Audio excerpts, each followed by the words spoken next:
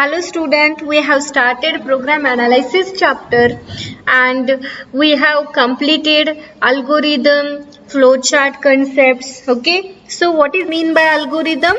Algorithm is a step-by-step procedure to solve a given problem. Okay, you have any problem, already we are taking example of to make a tea or to start a motorbike and all. So step by step procedure to solve a given problem is known as the algorithm. An algorithm is into your native language, into the English language. Then what is mean by flowchart?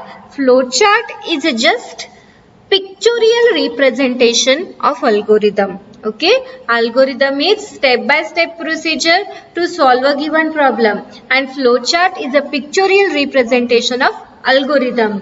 We have studied the rules to draw a flowchart, rules to algorithm, how to write an algorithm, then also the symbols of flowchart. Okay, for particular purpose the particular symbol is there. So also we discussed one example of flowchart. Okay, in this lecture we are going to study the another examples of algorithm and flowchart. Okay, so first example is a calculate area of circle. Okay, suppose you have one circle and its radius, then you have to calculate the area of circle.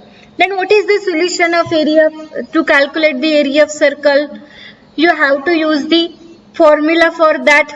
Okay, formula of area of circle, you have to know that formula. A equals to pi r square. Okay, this is the formula to calculate the area of circle. So what is the input?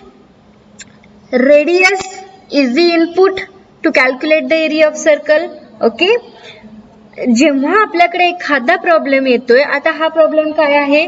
Calculate area of circle. Okay, तर त्या प्रॉब्लेमचं सगळ्यात पहिलं आपण काय करायचं? याला input काय लागेल? ओके, हे इनपुट काय लागेल हा पहिला विचार करायचा. आणि इनपुट काय लागेल? आता एरिया ऑफ सर्कल आपल्याला कॅल्क्युलेट करायला पाहिजे. मग एरिया ऑफ सर्कल कॅल्क्युलेट करायचा फॉर्म्युला काय आहे हे पहिला माहिती पाहिजे. ओके, एरिया सर्कलचा एरिया कॅल्क्युलेट करायसाठी फॉर्म्युला काय आहे? Pi R square. ओके, पायची व्हॅल्यू तुम्हाला माहिती आहे 3.14 फ्रॅक्शन पार्ट मध्ये असते.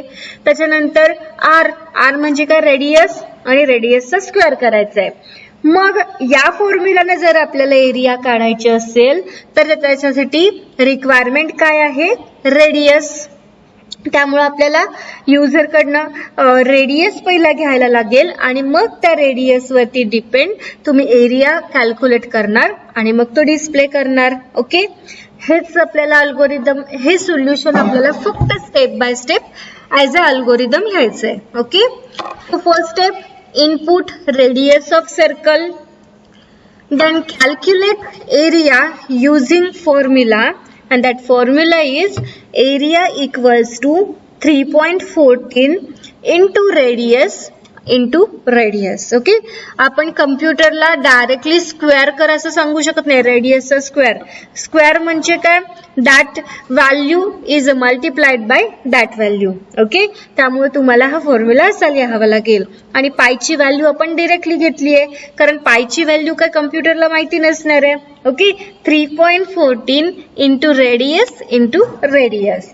So yeah, you have to calculate the area easily. The next step, display the area. Okay, आपण इनपुट घेतलं युजर कडनं, रेडियस घेतली सर्कलची, त्याच्यानंतर ती रेडियस या फॉर्म्युला मध्ये यूज केली, या फॉर्म्युलाचा यूज करून एरिया कॅल्क्युलेट केला आणि एरिया डिस्प्ले केला. Okay, next step is stop. Okay, this is the algorithm to calculate the area of circle. See here, again I am repeating. First step, input radius of circle. The first step is taking the input from the user. So input radius of circle. Second, Calculate area using this formula. Area equals to 3.14 into radius. And then third step, display area. Fourth step is stop. This is the algorithm. Then flowchart. See here. Start. Then for input, this symbol we have to use input radius. Then for the processing, we have to use the rectangle. Calculate area equals to 3.14 into radius. Then for giving output, we have to use the parallelogram, display area, and then end. And this is the flow of data, flow of process. Okay, हा flow chart आहे. Flow chart मध्ये आपण सिम्बॉल्सचा study केलेला आहे. You have to remember that symbols perfectly and correct, because any flowchart we have require that symbols and correct symbols for that purpose. Okay, start आणि stop साठी आपण काय use करतो, हे ओव्हल शेप यूज केलं तरी चालते किंवा rectangle with rounded corners. Okay, तेही यूज केलं तरी चालतंय. स्टार्ट, त्याच्यानंतर इनपुट द्यायचं आहे. इनपुट आउटपुट साठी आपण पॅरलेलोग्राम यूज करतोय, त्यामुळे इथं पॅरलेलोग्राम यूज केलाय. Input radius. त्याच्यासाठी प्रोसेसिंग साठी जे काही कॅल्क्युलेशन वगैरे प्रोसेसिंग करायची आहे त्याच्यासाठी rectangle यूज करतोय. So the calculation process is into the rectangle. Calculate area. Then for the output, parallelogram have to use. So display area into the parallelogram. Parallelogram मध्ये इनपुट आणि आउटपुट साठी parallelogram घेतलाय. Input आपण user कडनं घेतलंय आणि output display केलंय, त्यासाठी काय घेतलंय, पॅरलेलोग्राम. आणि प्रोसेसिंग साठी काय घेतलंय, रेक्टँगल. परत एंड, स्टार्ट आणि एंड. इथं तुम्ही स्टॉप सुद्धा लिहू शकताय. इथं स्टार्टच्या ऐवजी बिगिन लिहू शकताय. ओके, आणि हे जे आहेत हे फ्लो आहेत, प्रोसेस फ्लो. इथं ॲरो द्यायला कधी विसरायचं नाही. फक्त लाईन नाही घ्यायची तर ॲरो घ्यायचा. ह्या ॲरो काय इंडिकेट करतात, तर तुमच्या या सिक्वेन्सचा जो काही सिक्वेन्शियल फ्लो आहे, जो प्रोसेसचा फ्लो आहे ते इंडिकेट करतात. ओके, सिंपल आहे. याच्यावरनं तुम्ही calculate area of rectangle, calculate area of triangle किंवा calculate area of square. Okay, हे असे एक्झाम्पल्स ट्राय करा. नोटबुक मध्ये अल्गोरिदम लिहा, फ्लो चार्ट काढा. ओके, आणि प्रॅक्टिस करा, कारण प्रॅक्टिस केली तरच तुम्हाला हे सगळे सिम्बॉल्स लक्षात राहणार आहेत आणि कुठलाही अल्गोरिदम कसा लिहायचा. एक सिंपल अल्गोरिदम आहे. ऍडिशनचा अल्गोरिदम, सबट्रॅक्शनचा algorithm, flowchart, multiplication, division, modulus, या सगळ्याचा तुम्ही अल्गोरिदम फ्लोचार्ट रेडी करू शकता या फॉर्मॅटमध्ये. ओके, हे सिंपल अल्गोरिदम फ्लोचार्ट्स आहेत. Next, find average of marks in percentage for a student of SSC exam. Okay, you have passed SSC exam. Okay, so you know how to calculate the average of marks and how to calculate the percentage for a students. Okay, so काय करतोय आपण, तर सगळ्या सब्जेक्टचे marks घेतोय, त्या सब्जेक्टचे marks addition करतोय, म्हणजे तुम्हाला टोटल मिळते. आणि त्या टोटलला जेवढे तुमचे नंबर ऑफ सब्जेक्ट्स आहेत डिव्हाइड करून त्याची पर्सेंटेज काढतोय. ओके, त्याच्यावरनं तुम्हाला ऍव्हरेज मिळते आणि त्या ऍव्हरेजवरनं आपण पर्सेंटेज कॅल्क्युलेट करू शकतोय. हे झालं ह्या प्रॉब्लेमचं सोल्युशन. ओके, तर अल्गोरिदम कसा लिहायचा आहे, input the marks of all subjects. You have to take the marks of all subjects. Okay, so take the input of marks of all subjects. Then addition all subject marks and store into the total variable. Okay, ती जे मार्क्सची तुम्ही total करणार आहे ती total एका variable मध्ये store पाहिजे. जसं तुम्ही ऍडिशन केल्यानंतर त्याची ऍडिशन एका व्हेरिएबल मध्ये स्टोअर करताय, म्हणजे सपोज ए आणि बी हे इनपुट घेतलं आणि C equals to A plus B केलं, म्हणजे काय, ती ऍडिशन आपण सी मध्ये स्टोअर करतोय. तसं या ऑल सब्जेक्टचे मार्क्स टोटल मध्ये स्टोअर केले. Then calculate average by using this formula. Average equals to total by 7 and calculate directly percentage. आपण percentage कशी calculate करतोय की average काढल्यानंतर इंटू 100, ओके, आपण पर्सेंटेज कॅल्क्युलेट करू शकतोय. पण इथं डिरेक्टली पर्सेंटेज घेतले त्यामुळे directly computer can calculate the percentage. Then display that average and then stop. Okay, marks आपण इनपुट करून घेतले सगळ्या सब्जेक्टचे, त्या सगळ्या सब्जेक्टचे ऍडिशन केली, सब्जेक्टच्या मार्क्सची ऍडिशन केली, ती टोटल मध्ये स्टोअर केली आणि ऍव्हरेज कसं कॅल्क्युलेट केलं तर टोटल डिव्हायडेड बाय 7. 7 काय घेतलंय तर नंबर ऑफ सब्जेक्ट्स. इथं तुम्ही तुमचे जेवढे सब्जेक्ट्स असतील तेवढे नंबर ऑफ सब्जेक्टचा काउंट घेऊ शकताय. सपोज मी 7 घेतले कारण 7 सब्जेक्ट्स आहेत सपोज, ओके, आणि त्याचं पर्सेंटेज काढलं आणि ती ऍव्हरेज युजरला डिस्प्ले केली. Okay, so see here the flow chart. हा जो अल्गोरिदम आहे, हे जे स्टेप बाय सोल्युशन आहे, तर त्याच्यावरनं ते फक्त आपल्याला पिक्चोरियल फॉर्मॅटमध्ये रिप्रेझेंट करायचंय.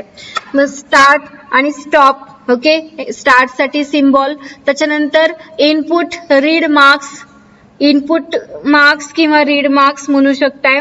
ऍड मार्क्स, ऍडिशन करायची आहे त्या मार्क्सची आणि ऍव्हरेज कॅल्क्युलेट करायचं आहे total by 7 into percentage and output display stop. Okay, इथं बघा तर स्टार्ट आणि स्टॉप साठी हे सिम्बॉल यूज केले, राईट. त्याच्यानंतर इनपुट आउटपुट साठी आपण काय यूज करतो पॅरलेलोग्राम. जेव्हा इथं इनपुट घेतलंय, मार्क्स रीड केले, मार्क्स इनपुट करून घेतले, तिथं पॅरलेलोग्राम यूज केलाय आणि आउटपुट साठी पॅरलेलोग्राम यूज केलाय डिस्प्लेसाठी. ते आउटपुट आपण डिस्प्ले करतोय. इथं प्रोसेसिंग साठी आपल्याला रेक्टँगल यूज करतोय आपण. मी इथं प्रोसेसिंग साठी काय मार्क्सची ऍडिशन करायची आणि ऍव्हरेज कॅल्क्युलेट करायचे. हे दोन प्रोसेस आपल्याला करायचे आहेत, त्यामुळे या दोन्हीसाठी आपण काय घेतलंय रेक्टँगल घेतलंय. Okay, again I am repeating, for start and for stop you have to use the rectangle with rounded corners or you can use the oval shaped. Then for input output you have to use the parallelogram and for processing you can use the rectangles. Okay, start आणि end साठी rounded shape rectangle घेऊ शकताय किंवा oval shape घेऊ शकताय. Input output साठी parallelogram घ्यायचा आहे आणि प्रोसेसिंग साठी रेक्टँगल घ्यायचा आहे. ओके, याच्यावरनं इझिली अल्गोरिदम आणि फ्लो चार्ट तुम्ही ड्रॉ करू शकताय. ओके, अल्गोरिदम म्हणजे तुम्हाला त्या प्रॉब्लेमचं फक्त स्टेप बाय स्टेप सोल्युशन लिहायचं आहे आणि त्या अल्गोरिदम वरनं पिक्चोरियल रिप्रेझेंटेशन जे काही आपल्याला सिम्बॉल दिलेलं आहे त्याचा यूज करून फ्लो चार्ट ड्रॉ करायचंय. The next example, to exchange values of two variables. Okay, आता हे काय आहे बघा, दोन व्हेरिएबल मधल्या व्हॅल्यू आपल्याला एक्सचेंज करायचे आहेत. ओके, तर सपोज a इक्वल्स टू 10 आहे आणि b इक्वल्स टू 20 आहे. ओके, इनपुट काय आहे, a इक्वल्स टू 10 आहे आणि b इक्वल्स टू 20 आहे. तर तुम्हाला काय करायचंय, b इक्वल्स टू 10 यायला पाहिजे आणि a इक्वल्स टू 20 यायला पाहिजे. ओके, असं आपल्याला आउटपुट यायला पाहिजे. इनपुट काय घ्यायचंय, a इक्वल्स टू 10 आणि b इक्वल्स टू 20 आणि आउटपुट काय यायला पाहिजे, a इक्वल्स टू 20 आणि b इक्वल्स टू 10. म्हणजे ह्या दोन व्हेरिएबल मधल्या व्हॅल्यू आहेत त्या एक्सचेंज व्हायला पाहिजेत, असं आपल्याला प्रोग्राम लिहायचा आहे. आपण directly a equals to b म्हणजे b ची व्हॅल्यू जर a मध्ये स्टोअर केली तर a ची व्हॅल्यू आपल्याला मिळणारच नाही, बरोबर का. b equals to a equals to b असं आपण डायरेक्टली करू शकत नाही, कारण आपण इथं इक्वल टू चं मिनिंग काय असते, असाइनमेंट ऑपरेटर असते. म्हणजे राईट साइडला जी काही व्हॅल्यू असेल ती लेफ्ट साइडला असाइन होते. a इक्वल्स टू b म्हणजे b ची व्हॅल्यू a ला असाइन होते. मग आपण डिरेक्टली जर a इक्वल्स टू b केली, b ची व्हॅल्यू a ला असाइन झाली तर आपल्याला a ची व्हॅल्यू मिळणार नाही. ओके, तर याच्यासाठी एक तुम्हाला मी जनरल एक्झाम्पल देते. सपोज तुमच्याकडे 2 बाउल्स आहेत. ओके, बाउल्स, एका बाउल मध्ये तुम्ही सॉल्ट घेतलंय आणि एका बाउल मध्ये शुगर घेतले. एक रेड कलरचा बाउल आहे आणि एक ग्रीन कलरचा बाउल आहे. रेड कलरच्या बाउल मध्ये तुम्ही सॉल्ट घेतले आणि ग्रीन कलरच्या बाउल मध्ये शुगर घेतली आहे. ओके, परत रिपीट करते, तुमच्याकडे 2 बाउल्स आहेत, एक रेड कलरचा आणि एक ग्रीन कलरचा. त्या रेड कलरच्या बाउल मध्ये तुम्ही सॉल्ट घेतले आणि ग्रीन कलरच्या बाउल मध्ये शुगर घेतली आहे. आता तुम्हाला काय करायचंय तर रेड कलरच्या बाउल मध्ये आपण सॉल्ट घेतले पण काय पाहिजे, रेड कलरच्या बाउलमध्ये शुगर पाहिजे आणि ग्रीन कलरच्या बाउलमध्ये आपण शुगर घेतल्या, पण ग्रीन कलरच्या बाउलमध्ये मला सॉल्ट पाहिजे. म्हणजे ह्या दोन बाउल मधला कंटेंट आपल्याला एक्सचेंज करायचंय. मग याच्यासाठी तुम्ही काय फाइंड आउट करणार, लॉजिक याच्यातल्या त्याच्यातल्या ह्याच्यात तुम्ही घालू शकत नाही. मग तुम्हाला काय करावं लागेल, एक थर्ड बाउल घ्यावा लागेल. सपोज एक व्हाईट कलरचा बाउल तुम्ही घेतला, तर त्या व्हाईट कलरच्या बाउलमध्ये ह्या दोन्हीपैकी एकातलं तुम्ही काढून घेणार. ओके, आपण असं समजूया की रेड कलरच्या बाउल मधला जो सॉल्ट आहे तो तुम्ही त्या व्हाईट कलरच्या बाउलमध्ये घेतला. मग त्या रेड कलरच्या बाउलमध्ये तुम्ही ग्रीन कलरच्या बाउल मधली शुगर घालू शकताय आणि मग परत व्हाईट कलरच्या बाउल मधली सॉल्ट तुम्ही ग्रीन कलरच्या बाउल मध्ये घालू शकताय. म्हणजे तिसरा बाउल, थर्ड बाउल घेतल्यानंतर तुम्ही इझिली एक्सचेंज करू शकताय. तेच लॉजिक आपल्याला इथं टू व्हेरिएबल्सच्या व्हॅल्यूज एक्सचेंज करायसाठी यूज करायचे. म्हणजे ए आणि बी च्या व्हॅल्यू आपल्याकडे असतील तर तिसरा व्हेरिएबल सपोज तुम्ही घेतला, सपोज टी घेतला. ओके, तर ए ची व्हॅल्यू तुम्ही टी मध्ये स्टोअर करणार, त्यानंतर बी ची व्हॅल्यू ए मध्ये घालणार आणि मग ती टी ची व्हॅल्यू परत बी मध्ये घालणार. ओके, समजतंय? फक्त तिसरा व्हेरिएबलचा यूज करायचा आहे आणि मग त्या व्हॅल्यू एक्सचेंज करायच्या आहेत. So see here algorithm, declare A, B and T variables. Okay, so we have required 3 variables because we have to exchange the 2 values, but we require the third variable also for the exchange purpose. So declare A, B and T variable, read A and B. We have A and B values from user, so read that A and B. Store the value of A into T, then store the value of B into A and store the value of T into B. A ची value सगळ्यात पहिला आपण T मध्ये घेतली, मग A free झाला म्हणून A मध्ये B ची व्हॅल्यू स्टोअर केली आणि मग B मध्ये T ची व्हॅल्यू स्टोअर केली. झाले exchange. Stop. So see the flow chart. Start, declare A, B and T, then read A, B. हे 3 व्हेरिएबल आपल्याला घ्यायचे आहेत, पण रीड ए आणि बीच करायचे आहेत कारण त्याच्याच व्हॅल्यू आपल्याकडे ऍज अ इनपुट असणार आहेत. ओके, मग प्रोसेस काय करणार, ए ची व्हॅल्यू टी मध्ये स्टोअर केली, बी ची व्हॅल्यू मग ए मध्ये स्टोअर केली आणि बी मध्ये मग टी ची व्हॅल्यू स्टोअर केली. Okay, stop. समजलंय? जो थर्ड व्हेरिएबल घेणार आहे त्याच्यामध्ये एका व्हेरिएबलची व्हॅल्यू स्टोअर करायची आणि त्या व्हेरिएबल मध्ये जो दुसरा व्हेरिएबल आहे त्याची व्हॅल्यू पुट करायची आणि लास्टला जो व्हेरिएबल राहतोय त्याच्यामध्ये परत त्या थर्ड व्हेरिएबलची व्हॅल्यू पुट करायची. ओके, मग तुम्हाला काय मिळणार आहे, ए आणि बी च्या व्हॅल्यू एक्सचेंज झालेला मिळणार आहेत. इनपुट काय आहे, ए इक्वल्स टू 10 आहे, बी इक्वल्स टू 20 आहे आणि तुम्हाला आउटपुट काय काय पाहिजे आहे, ए इक्वल्स टू 20 आणि बी इक्वल्स टू 10. हे अशा प्रकारे एक्सचेंज केल्यावर तुम्हाला ते आउटपुट इझिली मिळेल. Okay, to exchange the values of 2 variables. Then next, find largest number from 2 numbers. Okay, 2 numbers दिलेले आहेत तुम्हाला आणि त्यातला लार्जेस्ट नंबर फाइंड आउट करायचंय. लार्जेस्ट नंबर फाइंड आउट कसं करताय तुम्ही, रिलेशनल ऑपरेटर्स जे काही असतील ते यूज करायला लागतात आपल्याला, greater than, smaller than. Okay, हे यूज करायला लागते. जर a is greater than b असेल तर ए लार्ज असणार आहे, नसेल तर बी लार्ज असणार आहे. हे सिंपल लॉजिक घ्यायचंय. आता इथं कसं यूज करायचंय बघा, input number A and b, 2 numbers मध्ये आपल्याला करायचंय त्यामुळे ते 2 नंबर्स आपण इनपुट करून घेतले. If a is greater than b, okay, if condition use करायचे इथं. If a is greater than b then A is the largest number. A is greater than B, then A is the largest number. Else, नसेल तर B is largest number. Okay. So stop. Simple. Find the largest number from given 2 numbers. Take the input as the number A and B.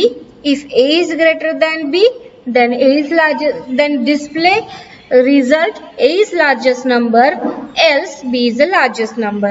आता याचं execution कसं होते, ए आणि बी आपण input करून घेतले, ए ग्रेटर दॅन बी असेल तरच हा मेसेज डिस्प्ले होणार आहे, ए इज लार्जेस्ट नंबर. ओके, हा मेसेज डिस्प्ले झाल्यानंतर या पार्ट मध्ये जातच नाही, डायरेक्टली स्टॉप होतोय. पण जर नसेल, म्हणजे फॉर एक्झाम्पल घेऊया, सपोज ए इक्वल्स टू 10 आहे आणि बी इक्वल्स टू 20 आहे. ओके, देन त्या कंडिशन मध्ये ए इक्वल्स टू 10 आणि बी इक्वल्स टू 20 असताना आपण चेक केलं, A is greater than B, 10 is greater than 20, no नसेल तर मग ह्या पार्ट मध्ये जाणार, हा पार्ट स्किप होणार आणि ह्या पार्ट मध्ये जाणार आणि हे फक्त डिस्प्ले होणार, बी इज लार्जेस्ट नंबर. ओके, कळतंय हे इफ एल्स कसं असतंय. जर ती कंडिशन ट्रू असेल तर देन नंतरचा पार्ट एक्झिक्यूट होतोय. ओके, आणि पुढचा पार्ट हा स्किप होतोय. पण ती जर कंडिशन फॉल्स असेल तर हा पार्ट स्किप होतोय आणि डायरेक्टली एल्स नंतरचा पार्ट एक्झिक्यूट होतोय. Okay, the flow chart start, read A and B numbers, read number A and B. Is A is greater than B, या डायमंड सिम्बॉलचा यूज कसा करायचा बघा. Is A is greater than B, question mark घ्यायचा आहे. जर असेल म्हणजे यस, जर कंडिशन ट्रू असेल तर print A is a largest, आणि नसेल कंडिशन जर फॉल्स असेल तर प्रिंट बी, आणि हे दोन्ही as a stop. Okay, find the largest number from given two numbers. परत रिपीट करते मी, 2 नंबर्स आपल्याला इनपुट करून घ्यायचे आहेत. जर ए ग्रेटर दॅन बी असेल तर आपण मेसेज काय डिस्प्ले करणार आहे, ए इज अ लार्जेस्ट नंबर, आणि जर नसेल तर बी इज अ लार्जेस्ट नंबर. जेव्हा ही कंडिशन, ही जी कंडिशन असते ती जर ट्रू असेल तरच देन नंतरचा पार्ट एक्झिक्यूट होतोय आणि हा एल्स आणि एल्सच्या पुढचा पार्ट स्किप होतोय. जर कंडिशन फॉल्स असेल तर देन नंतरचा पार्ट स्किप होतोय आणि फक्त एल्स नंतरचा पार्ट एक्झिक्यूट होतोय. Okay, read number A and B. हा डायमंड यूज केलेला आहे कारण कंडिशन साठी आपण डायमंड यूज करतोय. जर a is greater than b असेल, is A is greater than B question mark असेल तर प्रिंट ए, नसेल तर प्रिंट बी. ओके, इथं तुम्हाला 2 फ्लोज ड्रॉ करावे लागतील आणि त्या फ्लोचं डायरेक्शन व्यवस्थित दाखवायचं आहे. यस असेल तर प्रिंट ए, नसेल तर प्रिंट बी आणि stop. Okay, find the largest number from given 2 numbers. Then next, to check whether number is odd or even. Okay, number odd आहे का इव्हन आहे हे आपण कसं फाइंड आउट करतोय, तर त्या जर नंबरला आपण 2 ने डिव्हाइड केलो आणि जर रिमाइंडर 0 राहत असेल तर ते नंबर्स काय असतात, इव्हन असतात. आणि जर 0 अदर दॅन 0 जर रिमाइंडर राहत असेल तर काय असतो, तो नंबर ऑड असतोय. मग रिमाइंडर आपण डिरेक्टली कसं कॅल्क्युलेट करू शकतोय, मॉड्युलस या सिम्बॉलचा यूज करून. ओके, जसं ॲडिशन, सबट्रॅक्शन, मल्टिप्लिकेशन, डिव्हिजन ह्या जशा ऑपरेशन्स आहेत तसं मॉड्युलस हे ऑपरेशन आहे आणि त्या मॉड्युलस ऑपरेशनचा यूज करून आपण डिरेक्टली रिमाइंडर कॅल्क्युलेट करू शकतोय. ओके, म्हणजे एक नंबर आपण युजरकडनं घ्यायचा, त्याला 2 ने डिव्हाइड करायचं. जर त्याचा रिमाइंडर 0 असेल तर तो नंबर इव्हन असणार, जर त्याचा रिमाइंडर 0 नसेल तर तो नंबर ऑड असणार. सिंपल लॉजिक आहे बघा. First step, input number n. If n module 2, that means n is divided by 2 and remainder is 0, then number is even, else number is odd. Stop. Simple algorithm. Okay, so you have to take a number from user and you have to take the operation of modulus n module 2. That means n is divided by 2 and when remainder is 0, number is even, and when remainder is not 0, the number is odd.